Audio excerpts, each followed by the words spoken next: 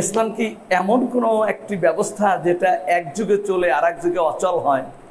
এটা কি মানবরচিত বিধানের মতো এমন কোনো বিধান যেটা ওই সময়কার সমকালীন যুগে সঙ্গত হলো, পরবর্তী যুগে অসঙ্গত প্রমাণিত হয়?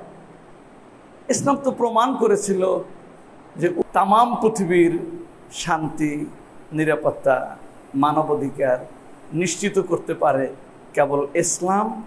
ইসলামের অনুসারী সংখ্যা যদি নগণ্য হয়, এই নগণ্য সংখ্যক মানুষ সংখ্যাগরিষ্ঠ মানুষদেরকে চেপে ধরে কলেমা পড়াবে কিংবা মুসলমান বানাবে, এমন একটা ধ্যান ধারণা ইসলামের কোথায় আছে আমি এখন পর্যন্ত খুঁজে পাইনি। আমি একটা গল্প অনেক সময় বলি যে আমাদের ঝালকাঠিতে একটা হিন্দু প্রধান জেলা ছিল। তো পাক সেনাদের অত্যাচারে এমন অবস্থা সৃষ্টি হলো ঝালকাঠি জেলা শহরে যে হিন্দুরা বাঁচার তাগিদে পালে পালে কলেমা পড়তেছিল। তো পাক সেনারা এটা অনুভব করে কলেমা পড়া সত্ত্বেও গুলি করতেছিল। তো হিন্দুরা সিদ্ধান্ত নিল যে কায়েদ সাহেব হুজুরকে সবাই শ্রদ্ধা করে, এই সমস্ত মৌলবীদের হাতে কলেমা পড়িও পাক সেনারা বিশ্বাস করে না। তো তারা সিদ্ধান্ত নিয়েছে কায়েদ সাহেব হুজুরের হাতে কলেমা পড়বে। তো হুজুর বাড়িতে এসে দেখে হঠাৎ করে যে বাড়িতে একেবারে আনাসে কানাসে সব জায়গায় অমুসলিমরা ঘুরঘুর করতেছে, নারী পুরুষ। হুজুর ভেবেছে বোধহয় স্বাধীনতা প্রকাল, তো আমি মৌলবী মানুষ, আমার বাড়িটা বোধহয় হিন্দুরা দখল করে ফেলেছে।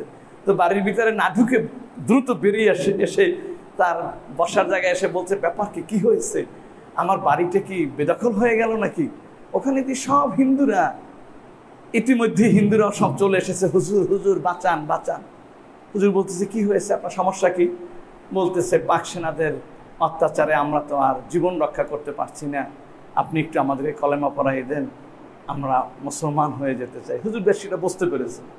হুজুর বললেন যে আপনারা মুসলমান হবেন, এটা খুব সুন্দর কথা, কিন্তু আপনাদের তার আগে জানতে হবে বাঁচা মরা এটা কেবল আল্লাহর হাতে। বাঁচার জন্য কলেমা নয়।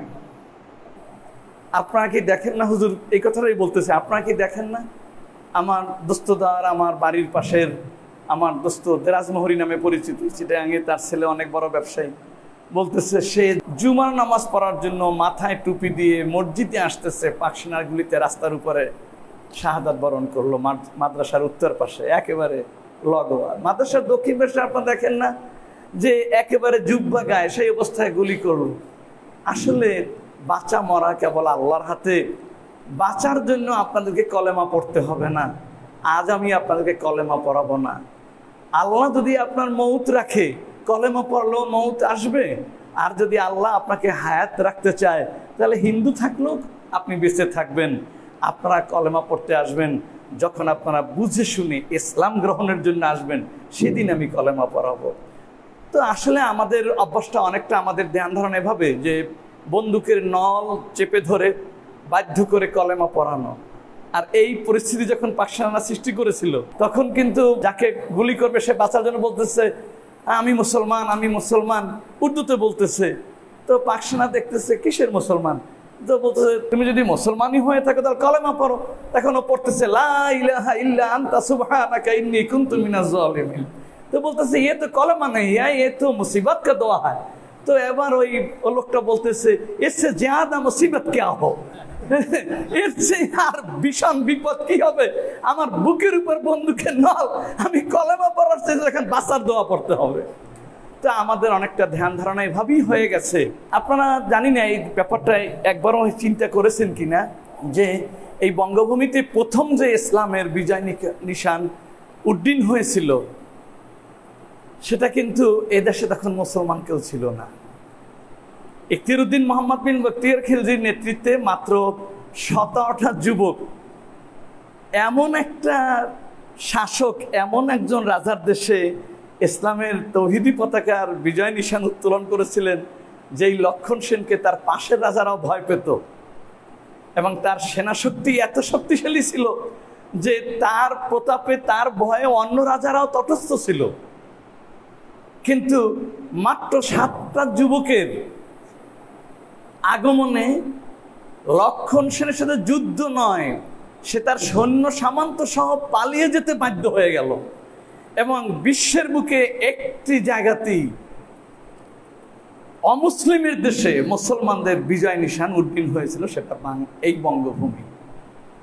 তো অনেকে এটাকে খুব কারামত, বুজুর্গি, জাদুর কাঠি, আলাউদ্দিনের চেরাগ, এভাবে বিভিন্ন শব্দ দিয়ে বিশ্লেষণ করতে চায়। আর আমি যতটুকু ঘাটাঘাটি করেছি তা ছিল ইসলাম ছাড়া তো পৃথিবীর মানুষের অধিকার অন্য কোনো মানবরচিত ধর্ম দিতে পারে না। তো সে পর্যালোচনা আমি যাব না। ইসলামই কেবল ধর্ম বর্ণ নির্বিশেষে, আস্তিক নাস্তিক, শিক্ষিত অশিক্ষিত, হিন্দু বৌদ্ধ খ্রিস্টান যাই হোক, সমগ্র মানুষের শান্তি নিরাপত্তা ও অধিকার নিশ্চিত করার শপথ নিয়ে ইসলামের যাত্রা শুরু হয়। অর্থাৎ যে শপথ নিতে পারে না, অর্থাৎ কলেমার শিক্ষাটাই ছিল এটা, কলেমার শিক্ষাই ছিল এটা, তাওহীদের ভিত্তিতে ঐক্য, রসুলের আদর্শে একটি মুসাওয়ামাত, একটি সাম্য প্রতিষ্ঠা, সকলের অধিকার প্রতিষ্ঠা, এবং ধর্ম বর্ণ হিসেবে সমগ্র মানব জাতিকে সুখী করার জন্য রহমাতুল্লিল আলামিনের আদর্শে সমাজ গঠন করা। যাক, আমি সেদিকে যাব না। তো যে কথা আমি বলতেছিলাম যে মূলত এটা কোনো জাদুর কাঠি আমার দৃষ্টিতে ছিল না, এটা ছিল জালেম রাজার জুলুমে যখন হিন্দু প্রজারা অতিষ্ঠ নাবিশ্বাস, তখন তারা অপেক্ষায় ছিল এমন কোনো মানুষ তাদের নেতৃত্ব দেউক যে মানুষটি সকল স্বার্থ অন্ধ থেকে মুক্ত হয়ে সকল ব্যক্তিগত দলগত স্বার্থের ঊর্ধ্বে ওঠে, মানুষকে মানুষের চেহারায় দেখে মানুষের পাশে এসে দাঁড়াবে। যখন তারা নিশ্চিত হয়েছে এটা পারে কেবল মুসলমান, যখনই তারা শুনেছে মুসলমান এসে গেছে, তখন এই হিন্দু প্রজারাই তাদেরকে স্বাগত জানিয়েছে, আসো তোমরাই রাষ্ট্র পরিচালনা করো। এবং সেখান থেকে যাত্রা শুরু হয়ে গেল। শত বছর ধরে মুসলমানরাই এই জমিনে অমুসলিমের ভূখণ্ডে মুসলমানরা রাজত্ব করে প্রমাণ করেছে মুসলমান উখরে জাতলিন নাস, মুসলমান কেবল কিছু মৌলবীদের অথবা কিছু রসুলের উম্মতের অথবা বিশেষ কোনো গোত্র বা গোষ্ঠী বা ভূখণ্ডের নয়, মুসলমান তামাম পৃথিবীর ধর্ম বর্ণ নির্বিশেষে, হিন্দু বৌদ্ধ খ্রিস্টান নির্বিশেষে সমগ্র মানুষের জন্য।